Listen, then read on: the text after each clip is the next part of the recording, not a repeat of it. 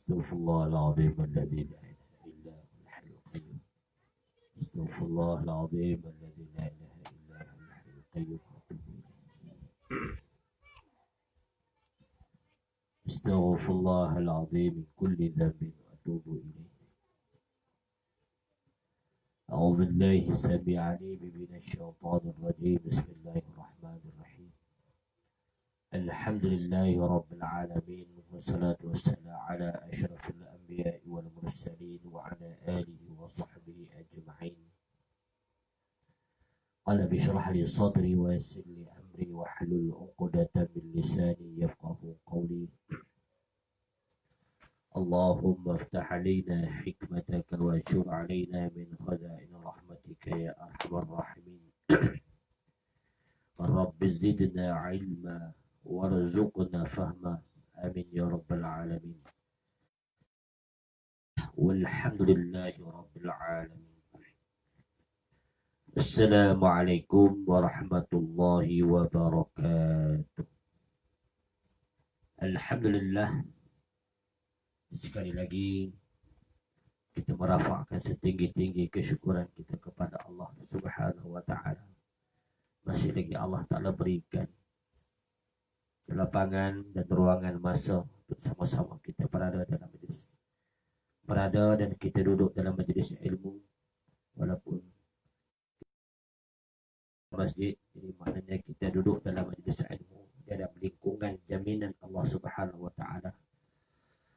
InsyaAllah mudah-mudahan jadi mana kekuatan, kekentalan jadi keimanan kita kepada Allah Subhanahu wa Ta'ala ini, dan kita boleh melakukan ketaatan kita sehingga Allah Ta'ala jemput, dan sehingga Allah Ta'ala jemput kita dalam keadaan husnul khatimah. Hadirin para pendengar yang dirahmati Allah Subhanahu wa Ta'ala sekalian, insyaallah kita pada malam ini kita akan sambung pengajian kita dalam fiqh muamalah. Itu tajuk kita bab yang ke-10 pada malam ini, iaitu jual beli yang haram. Dan perkara-perkara yang haram ni sedia maklum memang banyak, dan kita pun tahu bahawasanya perkara-perkara yang haram ini musuh kita. Perkara-perkara yang haram ni menjadi musuh kita, tuan-tuan. Kadang-kadang bukan kata bab jual beli, bukan dalam bab jual beli, dan bukan daripada bab makanan saja, tuan-tuan, bukan daripada perbuatan, tetapi dalam amal ibadah kita pun jadi banyak di antara perkara-perkara yang haram kita lakukan. Di samping itu juga kita berusaha kita perbaiki, berusaha untuk kita perbaiki jadi mana amalan kita, dengan kita menuntut ilmu, dan kita cuba perbaiki segala amalan yang berlandaskan pengajian dan ilmu kita. Jadi insyaAllah para hadirin, para pendengar, sahabat-sahabat yang dirahmati Allah Subhanahu wa Ta'ala sekalian, insyaAllah kita pada malam ini tidak lain tidak bukan cara untuk kita nak menjauhkan diri daripada melakukan perkara-perkara yang haram. Perkara-perkara yang haram ni banyak, dan ada juga perkara-perkara yang halal ni.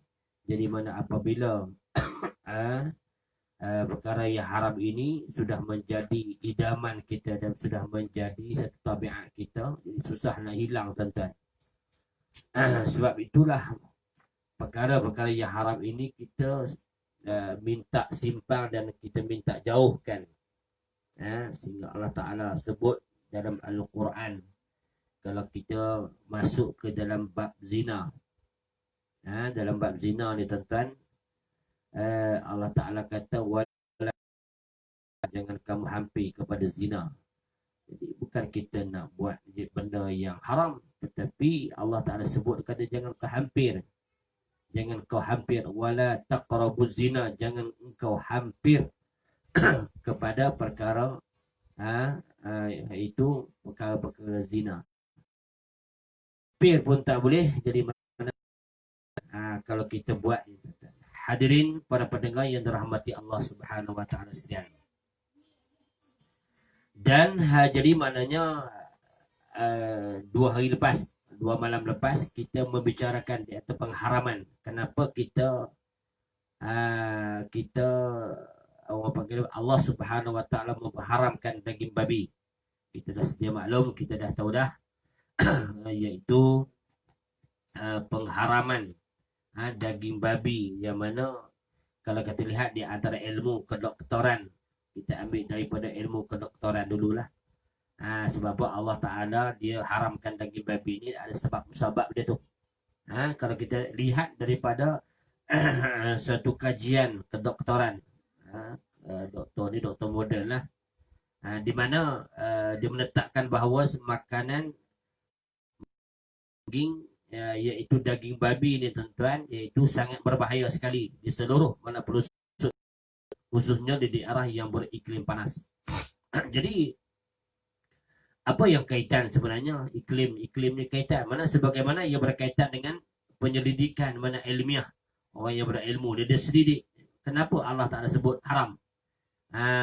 Sesiapa yang memakan daging babi itu dia menyebabkan lahirnya cacing kerawit yang sangat berbahaya dan ulat-ulat yang dapat membinasakan tubuhnya.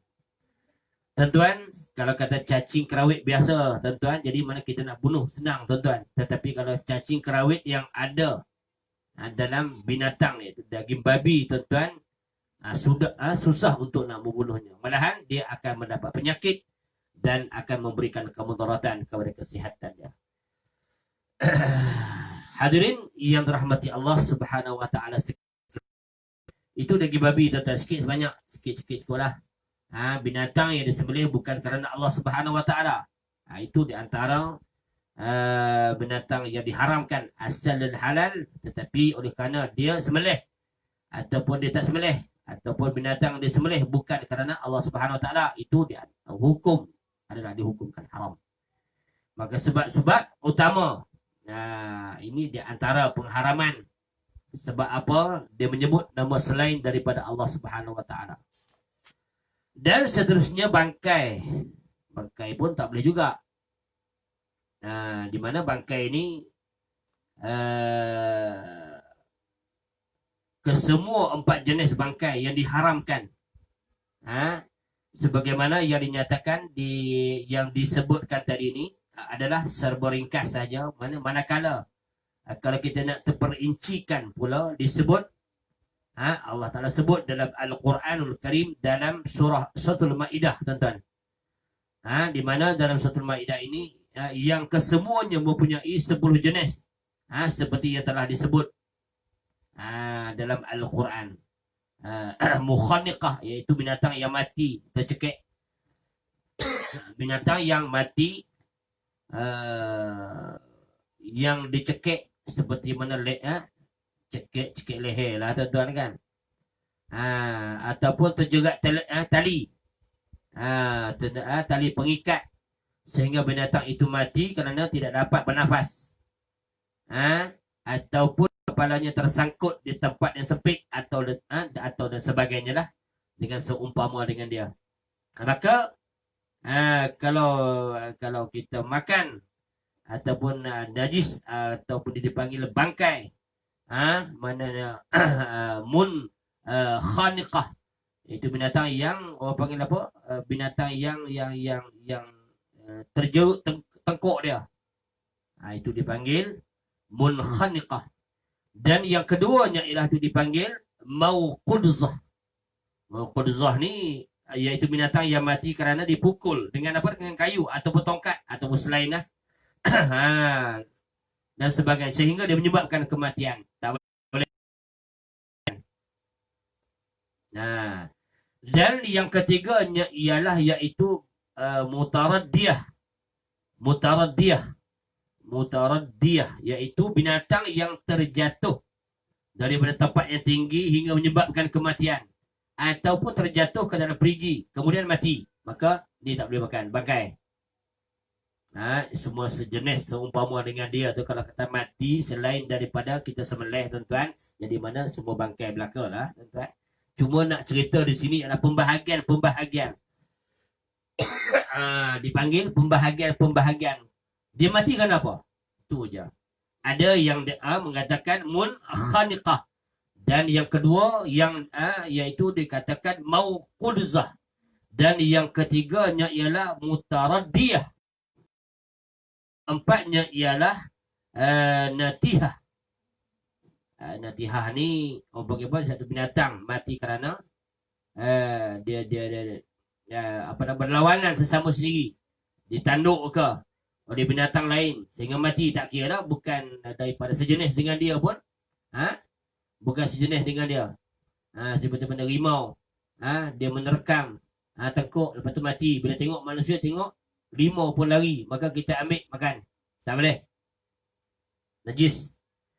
Ini termasuklah binatang yang kereta atau lori atau bas. Maka perbahasan ini akan dia ada perbahasan lain, ada hayah mustaghirah dan ada hayah mazbuh. Tengok keadaan. Kalau dilanggar oleh mana lori dan ayam ataupun lembu tersebut masih lagi ada kekuatan lagi. Bila sesembelih ada kekuatan, bukan daripada dia nak mati, tapi kekuatan dia lagi masih hidup lagi, maka kita sembelih. Maka ketika itu halal kita makan. Dikategorikan pula adakah hayatul mazbuh. Tengok keadaan lontaran binatang tersebut.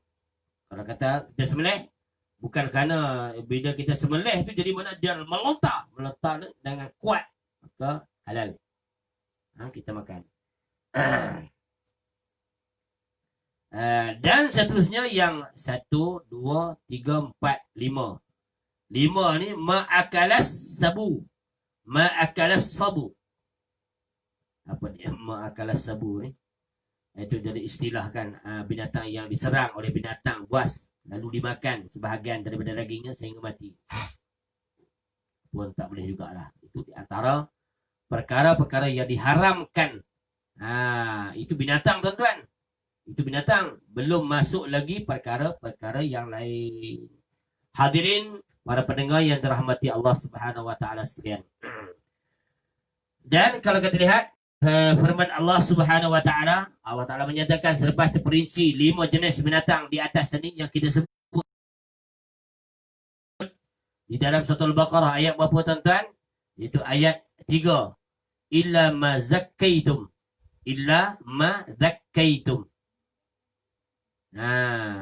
Kecuali dia sempat kamu sembelih sebelum mati. Itulah terbahagi di antara hayatul mustaqirah ataupun mazbuh. Terbahagi kepada 2. Kalau kata dia mati tu, kalau kita sebelum dia mati sempat kita sembelih dengan hayah yang panggil apa, yang ada kuat kekuatan dia, maka sembelih dalam kita sembelih dalam keadaan tersebut, maka halal kita makan dagingnya. Jadi macam mana kalau kata dilanggar, tak tahu tuan, mana tuan. Bila dilanggar ni tuan-tuan, kita berada di kawasan tersebut, maka pun kita sembelih tuan-tuan.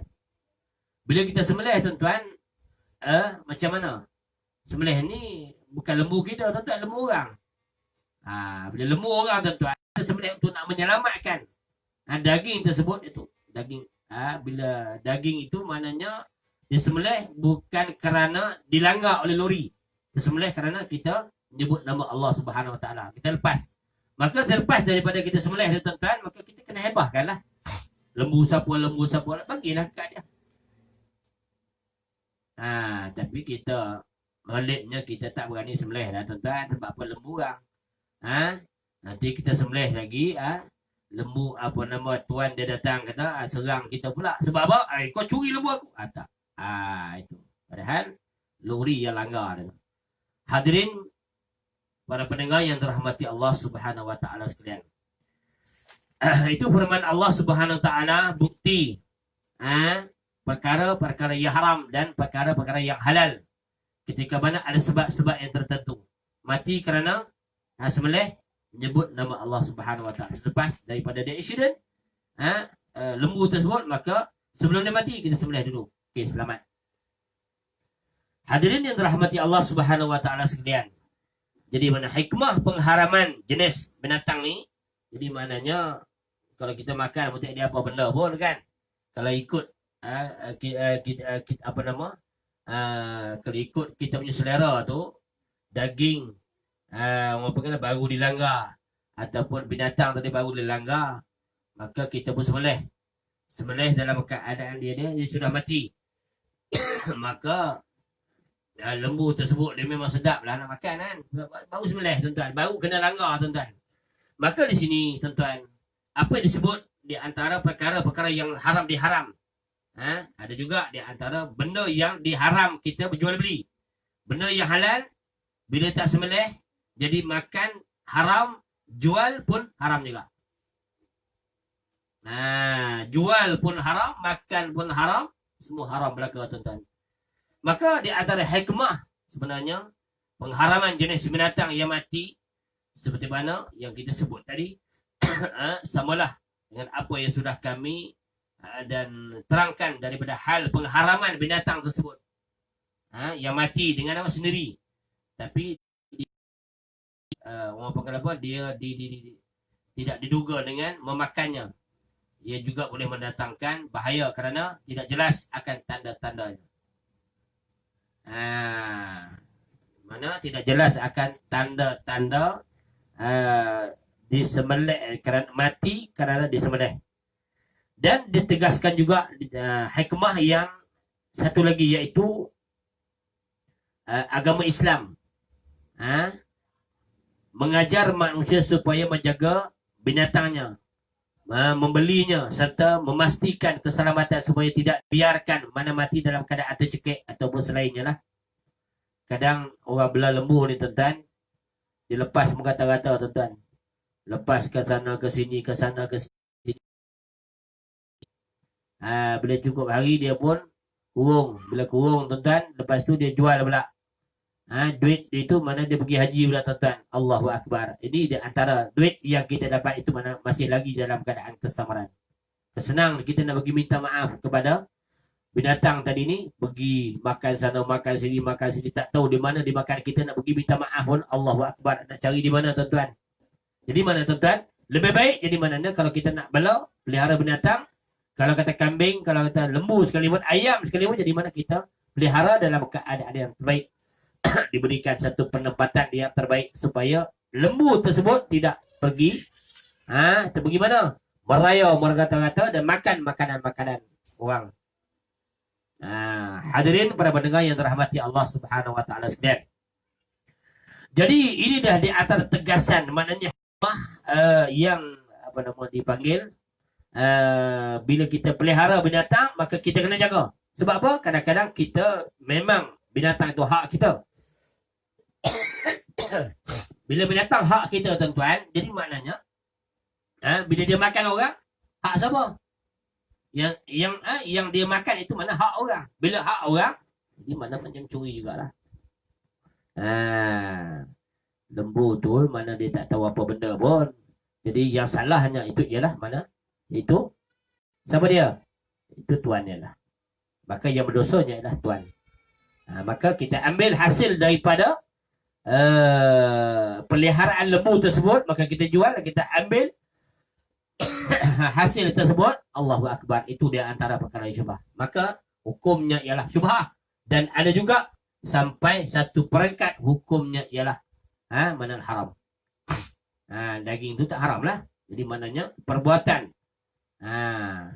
menyebabkan kelalaian seorang manusia tersebut yang memelihara binatang tersebut, jadi mana kelalaian, maka hukumnya adalah berdosa di sisi Allah Subhanahu wa taala.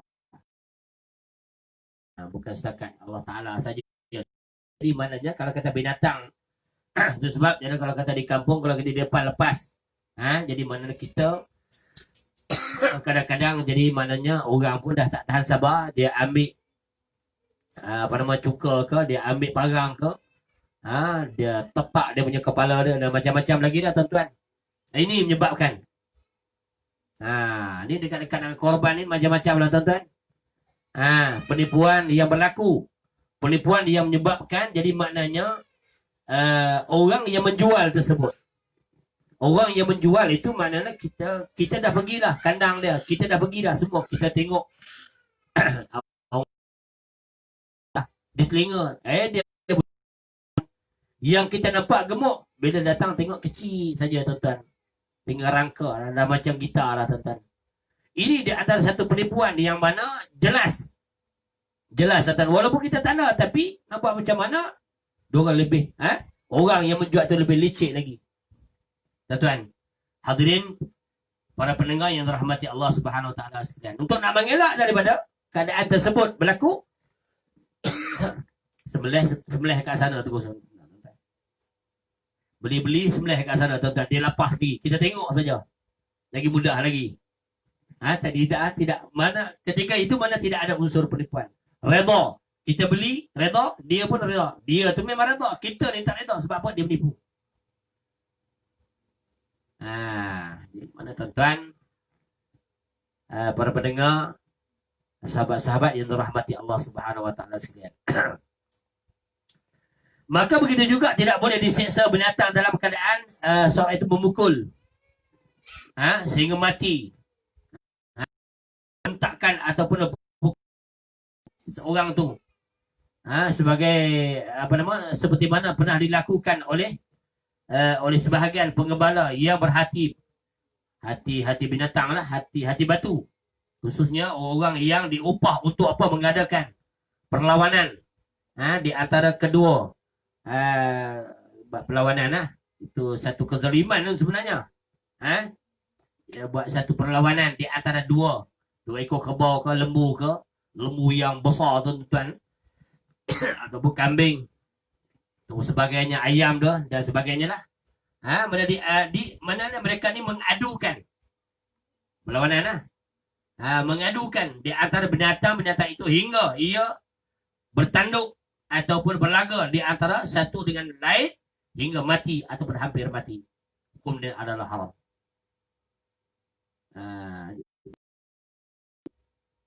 Nak cari lembu yang terbaik tu, jangan cari lembu yang macam mana, yang ada kecacatan. Kalau kata korban, kita tahu lembu ni dikurung elok, diberi makan yang elok, mana tidak terbiar merata-rata. Kalau kita nak buat korban, ingat, hadirin para pendengar yang dirahmati Allah Subhanahu Wa Taala, kita ingat itu bahwasanya orang yang bela tu, orang yang bela apa? Bela lembu tersebut, yang pelihara lembu tersebut, ingat, untuk kita nak melepaskan, nak mengatakan halal binatang yang dijual tersebut, binatang yang dilepaskan, maka time nak jual dia panggil kurung, ini binatang ini. Sebelum ni Allahu Akbar, habis semua kain-kain orang pun semua dia makan, tanaman orang semua disapu belaka. Lepas tu bila time nak duit, lepas tu dia apa? Dia jual. Jadi maknanya itu dia penipu di dalam apa? Di dalam perniagaan mereka. Hadirin para pendengar yang dirahmati Allah Subhanahu Wa Taala sekalian. Begitu juga jadi maknanya perlawanan, mengadukan, mengadukan di antara satu binatang kepada binatang. Itu di antara satu kezaliman terhadap binatang. Sebab itulah sebahagian daripada ulama telah menghukumkan pengharaman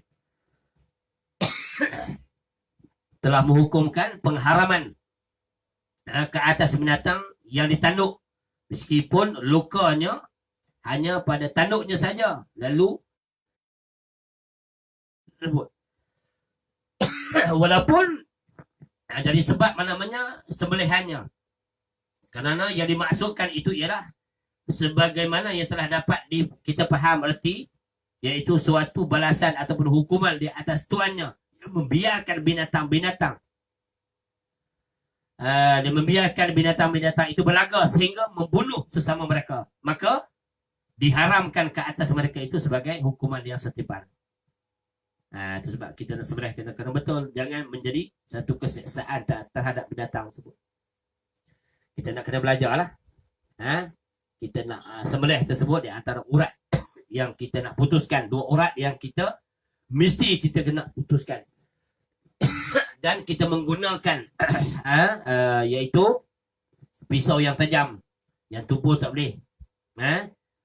Pisau ataupun golok yang tajam. Bila kita sembelih, mana keadaan yang mananya tidak menyeksakan binatang tersebut. Ini yang terbaik. Nak dapat korban yang terbaik di tuan-tuan, jadi maknanya kita nak kena kira semua daripada awal. Bila dah sembelih semua, curi pula. Curi apa? Curi daging pula. Macam aku buat kerja ni. Tak upah langsung ni. Aku buat kerja letih-letih ni. Daging sikit pun tak dapat. Ini di antara kesalahan lama yang kita sering lakukan di masa kini ni. Walaupun diberikan hukuman, diberikan penerangan kepada mereka, tapi masih lagi. Kadang-kadang dia ambil. Aku tukar sembelih, mesti aku nak binatang sikit. Padahal tidak ada redha daripada Tuan Lembu tadi ni. Kita ambil banyak-banyak, simpan pula dalam peti air sampai bertahun-tahun. Allahu Akbar. Yang ni dia tak jumpa ke hadis. Allahu Akbar. Hadirin para pendengar yang dirahmati Allah Subhanahu wa taala sekalian.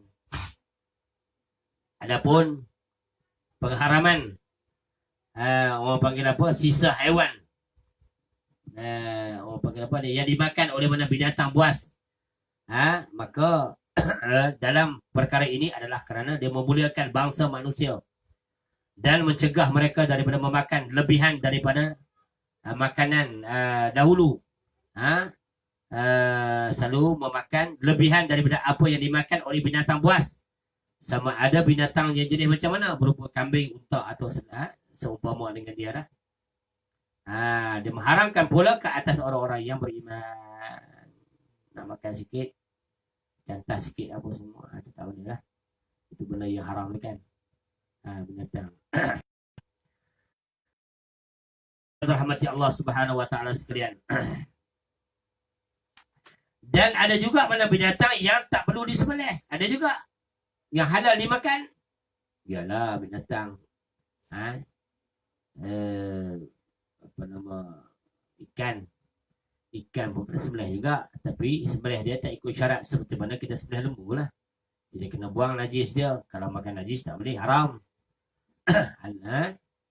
Kita kena buang semua najis yang ada di dalam ikan kembung, ikan temenung. Kita buang semua, kita nak buat pengat juga, kita kena buang najis dulu. Baru kita ni. Kita nak buat apa nama, orang panggil ikan kering. Seeloknya, sebaiknya. Oleh kerana najis, percampuran najis dia antara najis dan juga mana isi tersebut menyebabkan berlakunya haram. Sebab apa? Najis sudah meresapi masuk ke dalam ke dalam daging tadi ni. Jadi terlebih elok dan sewajarnya macam ni. Kalau kita buat sendiri senanglah, mana kita buang najis dan taik semua kita buang, mana kita jemur. Jangan ada najis dalam perut terus kita keringkan dan kita masak. Lepas tu bila nak makan baru kita buang najis tu. Allah Akbar. Takut.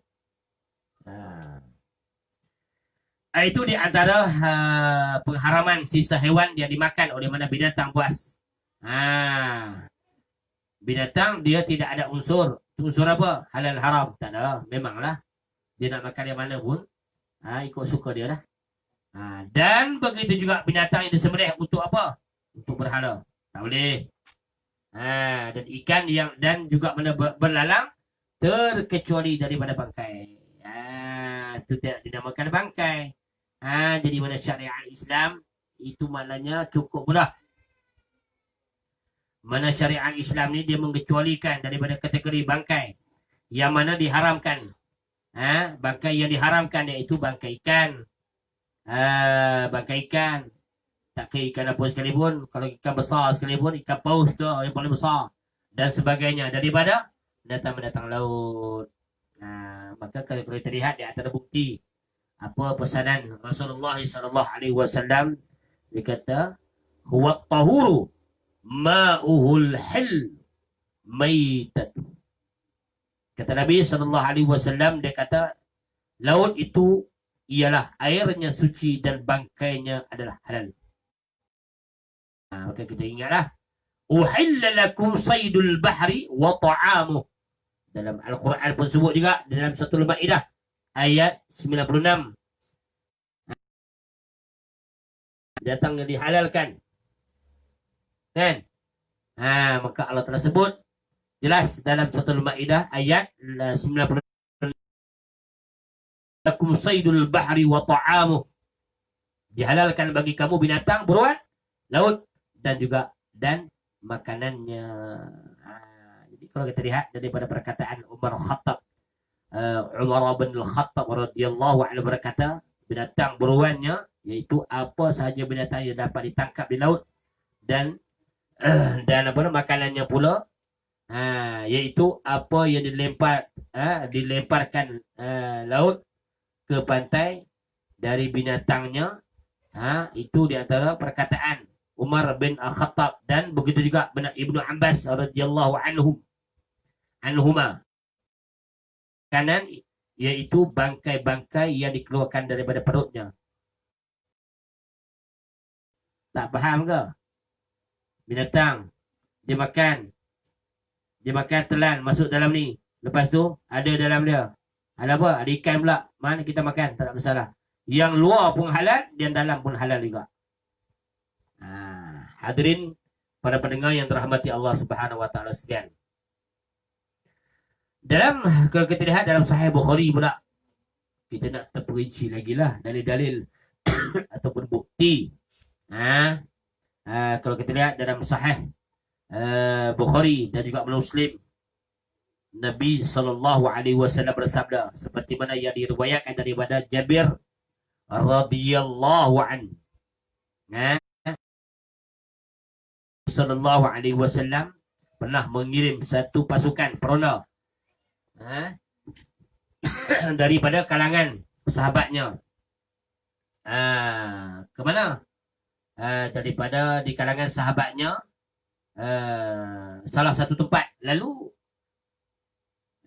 mereka menemui seekor jerung besar yang telah dilemparkan ke laut atau di pantai lah.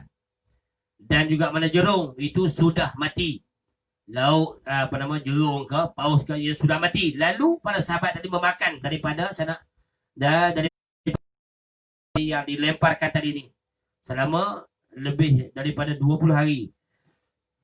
Kemudian kata, apabila mereka kembali ke kota Madinah, mereka terus memberitahu kepada Rasulullah SAW. Lantas baginda bersabda, dia kata, kulu rizqan. Kulu rizqan akhrajahu Allahu lakum. At'imuna in kana ma'akum fa'atahu ba'dukum bisyai'in fa'akalah. Kata Nabi SAW, dia kata, makanlah. Hadis riwayat Bukhari. Dia kata, makanlah. Kulu. Dia kata, kulu rizqan. Akhrajahu Allahu lakum. Makanlah.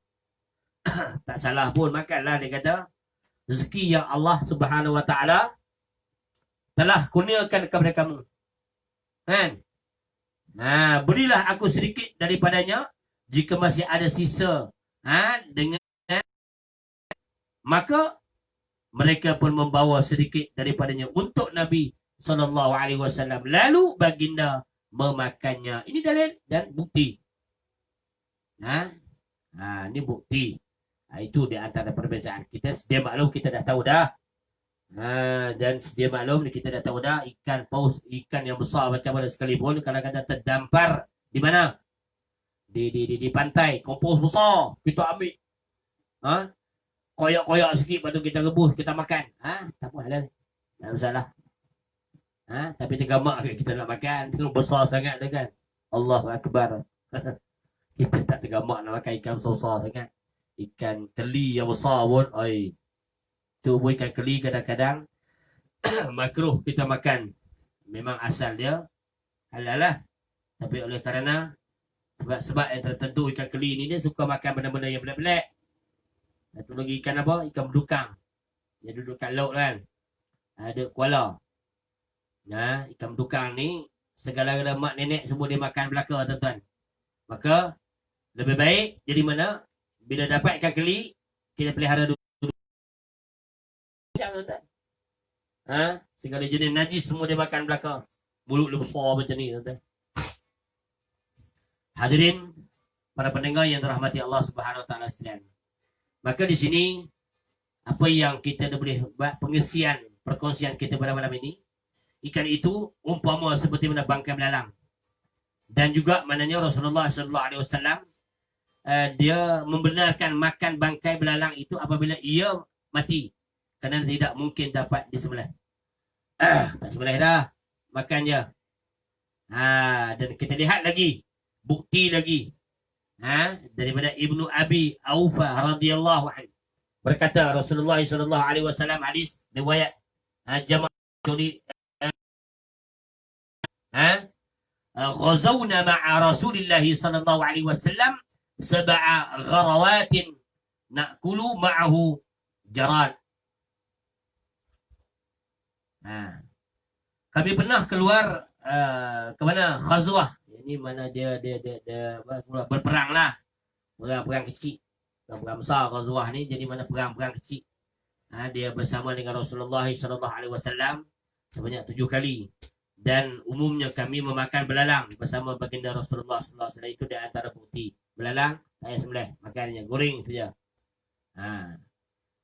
Dan seumpama dengan dia, boleh tak kita makan lipas? Dia pun macam belalang juga. Tak mengalir pun, darah tak mengalir pun. Boleh makan ke tak? Oh no, tak boleh makan. Dia sebab apa? Jenis spesies pengotor. Fasik. Mana kita boleh bunuh? Tapi bunuh pun jangan seksa dia. Kita ambil kaki sikit, koyak kaki ke apa sikit. Macam pernah buat ya. Yalah. Bila kita dah pernah buat lah tu, bila kita boleh cerita ni tuan-tuan. Kan? Itu zalim. Nyamuk pun tak boleh tuan-tuan. Tengok dapat tangkap kaki kita ni. Nak bunuh terus. Lalat kita tangkap, kita cabut kaki dia tuan-tuan. Zalim. Dosa. Allahu Akbar. Hadirin para pendengar yang dirahmati Allah SWT sekalian. Sekali itu saja. Jadi mana insyaAllah. Kalau ada pertanyaan ataupun mungkin ada panggil apa? Persoalan-persoalan yang nak ditimbulkan. Maka di sini banyak di antara persoalan-persoalan yang mana jual beli yang haram. Sebelum kita faham dalam bab jual beli ni ada harus menaikkan kalau kita jual beli kalau kita jual beli dadah itu tak boleh dah. Dan sama juga dengan waktu dia. Apa dia ganja ke? Adakah kita ni adakah lagi jual beli yang haram dalam Islam? Banyak lah tuan-tuan. Arak ke apa ke? Itu di antara haraman yang diharamkan. Ada beberapa jenis jadi mana lagi yang mana diharamkan dalam Islam. Antaranya ialah menjual benda yang belum pasti kewujudan dan di mana kadarnya.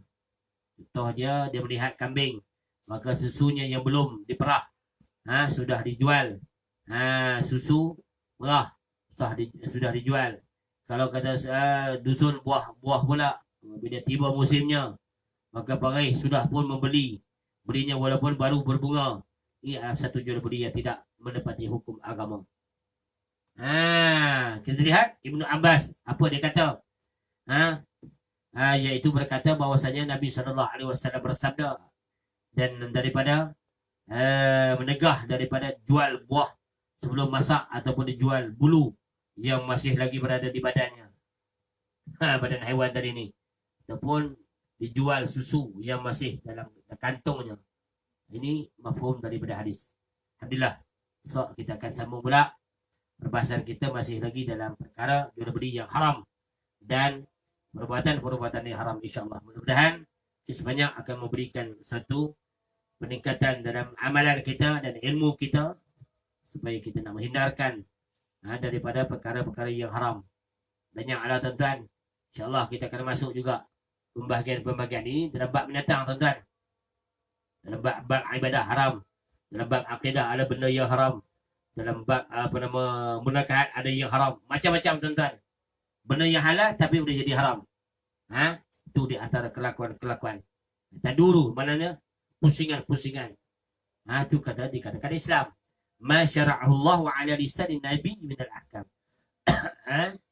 Apa dia yang dikatakan agama iaitu perkara ataupun hukum hakam yang disyariatkan oleh Allah Subhanahu wa taala kepada lidah Nabi sallallahu alaihi wasallam 5 perkara. Wajib, sunat, haram, makruh. 5 perkara ni tuan-tuan. Tak kiralah apa tajuk sekalipun. Tidak kiralah apa tajuk sekalipun ni. Untuk nak membezakan di antara hak dan juga batin, di antara halal dengan haram. InsyaAllah. Baik semua. InsyaAllah mudah-mudahan kita tolong lagi, share lagi. Jadi insyaAllah mudah-mudahan jadi mana perkongsian kita pada malam ini kita akan terus amalkan. Dan saya keutamaan untuk nak mengamalkan sebelum daripada tuan-tuan. Jadi mana insyaAllah. Ya baik semua daripada Allah. Yang kekurangan itu mungkinlah daripada kesalahan saya sendiri. InsyaAllah saya sendirilah bertaubat kepada Allah Subhanahu wa taala. Astagfirullahalazim min kulli dhanbi wa atubu ilaih. Aqulu qouli hadza wa astaghfirullahalazim wa lakum. Assalamualaikum warahmatullahi wabarakatuh. Bismillahirrahmanirrahim. Alhamdulillah rabbil alamin. Allahumma la subhanahu nabi sallallahu alaihi wasallam awalan wa akhiran wa zahiran wa batinan qawlan wa fi'lan wa ibadatan wa amalan salihan.